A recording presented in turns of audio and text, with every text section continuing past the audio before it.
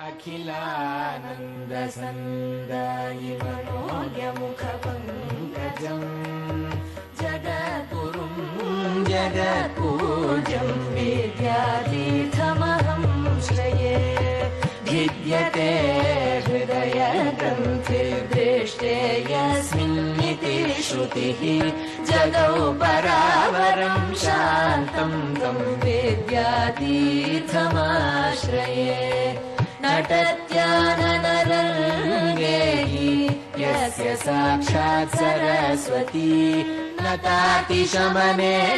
दक्षं तं विद्यातीर्थमाश्रये